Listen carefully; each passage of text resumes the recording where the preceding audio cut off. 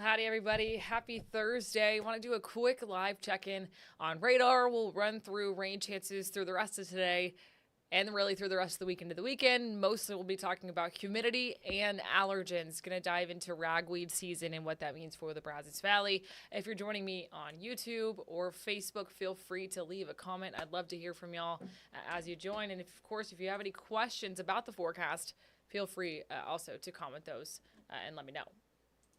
Okay, so let's jump in to the forecast.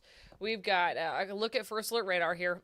This is now about 5:15 on your Thursday. We did see a decent cluster of storms come together across Austin and Waller counties. Little rumbles here and there moving through Belleville, portions of Hempstead and Brenham, but it's small. It's very isolated, moving along 290 from the southeast to the northwest. Very isolated again to our southwesternmost counties. And then if we put this in play, you can see how quickly it fizzled out. This is a loop over the past 2 hours. So made its way into the area, spent about an hour here, now fizzled out and exiting off to the west. That's about what we expect for the rest of the evening. And really that kind of sums up the rain chances that we expect over the next several days. Let me move this up so my head's not cut off. Sorry. So that's kind of what we're watching. A much different forecast than what we've seen the past 2 weekends. Things look quieter. So if you have weekend plans, keep them in place. Just know it's going to be muggy out there. So if we look ahead to forecast radar, we walk through your Friday, same kind of thing. Could see a few pop-up showers through the afternoon hours. Again, it's very limited, very isolated. And if you do see rain, it's going to be short-lived in nature. Not all that impactful, slightly inconvenient potentially, but again, I think it's going to be so short-lived that it's just in and out, and it really should not put a damper on any plans. Same story as we had for your Saturday. Potentially a little bit more coverage for Saturday as we've got a little bit more moisture to work with by that point, but really, this is the extent of it. So again, a far cry from what we have seen the past couple of weekends. We'll take a little bit of break and get some sunshine working in, and then we'll see if we get another round to roll through on Sunday. Right now, I'm limiting that as well. More than that, your weekend looks warm. It looks muggy. So if we look at the next 3 days as we round out the week, head for the weekend, this is the forecast. It's very similar day after day. 10% chance of coverage for rainfall like we see today. That's about it. Temperatures are going to climb into the mid-90s. Feels like temperatures, that's where things start to change. So I want to highlight that quickly. This is the forecast over the next week or so. We've got actual temperatures reading in the mid-90s. Feels like temperatures jump into the upper 90s. I do think a few spots could see triple-digit heat indices because moisture really starting to push back in, and all of that attributed to the fact that we've got high pressure on hand. So this is the picture in the upper levels of the atmosphere. You could see the deep ridging moving through the central parts of the country. That's obviously influencing our weather pattern all across the state and all across the Brazos Valley, and it's really not going to move all that much over the next couple of days, so it'll sink even further down to the south, which again will give us a little bit more enhanced onshore flow using that clockwise movement, pushing winds over the Gulf, depositing them here in the Brazos Valley. That's why I think we have a slightly better shot at rain on Saturday.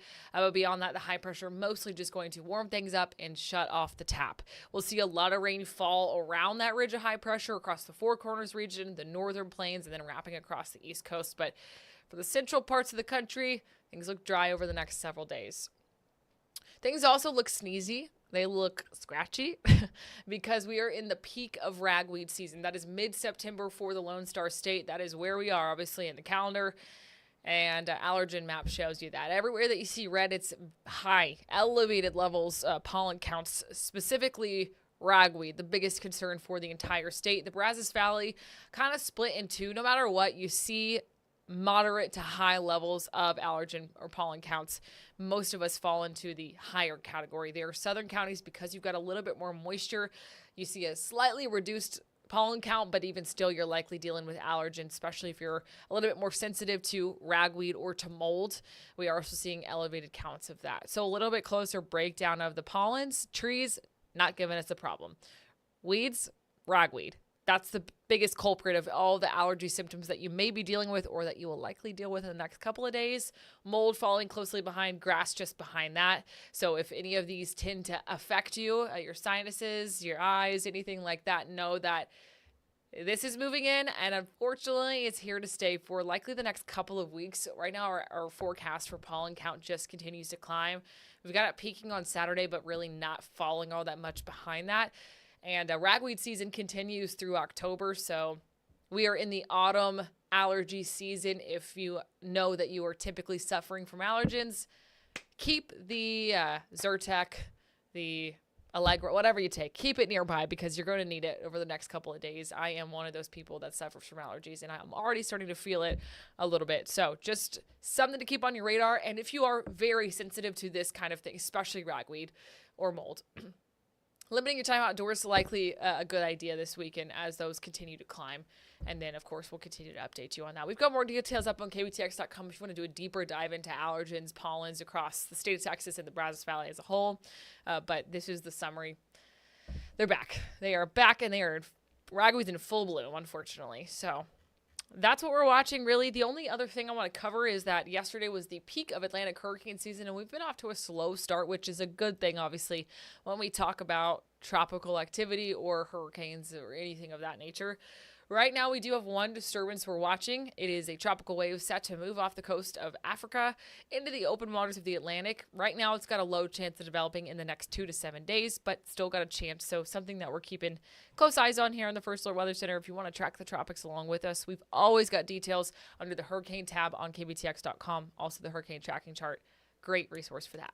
If this does develop into something tropical, a tropical storm or greater, then this will be Tropical Storm Gabrielle. That will be the next name that we mark off the list. Until then, though, we've got 6 named storms, only one hurricane, one major hurricane. So things are relatively quiet across the Atlantic, but we go till November 30th. So we've got about 80 days till we close out the season. But, of course, we watch the tropics all year long. Okay, checking comments. Thank you, Maria, for the kind words. And okay. All right, friends. I think that's about it for the forecast. We are about to wrap up KBTX at 5. I will show you the extended forecast, kind of get a look all the way down through the next 10 days, and then I'll close things out here and send you over again to KBTX News at 6 starts here in the next 30 minutes or so. So summing things up, got a small chance for rain each afternoon. We'll keep eyes on that tomorrow, especially for any Friday football games you may be going to. I'm not worried about it, really. Quick splash here and there. Just likely, if you do see rain, it clears out, then sunshine heats us up. It's like a sauna effect. That's the biggest concern. Same story for Saturday. Sunday, we'll peel the rain chance off for the time being, but keeping close eyes on a similar pattern, so could see some more southern counties get a quick splash. Heading into next week, sunshine carries us through the week, and temperatures settle right around average, which for us here in Bryan College Station, it's about 94 degrees. Mornings are also muggier. I hope you enjoyed Monday morning, Tuesday morning, even portions of the Brazos Valley Wednesday morning saw nice, comfortable temperatures in the 60s, low humidity. Unfortunately, that's over. We're back to muggy, warm mornings in the 70s. So still the coolest hours of the day. So if you've got yard work to do, you want to take the dogs on a walk, that's the time to do it. Otherwise, wait till the other side of the clock when we settle into the evening hours. In between, it's warm, it's muggy. No surprises there. All right, guys, that's going to do it for your Facebook forecast. Thanks for joining me. Again, we've got KBTX News at 6 starting here in the next 30 minutes or so. Anytime that you want to check in on the forecast between shows, KBTX.com and your First Alert Weather app are fantastic resources for that. I hope you guys have a fantastic rest of your Thursday, and I'll see you right back here tomorrow evening.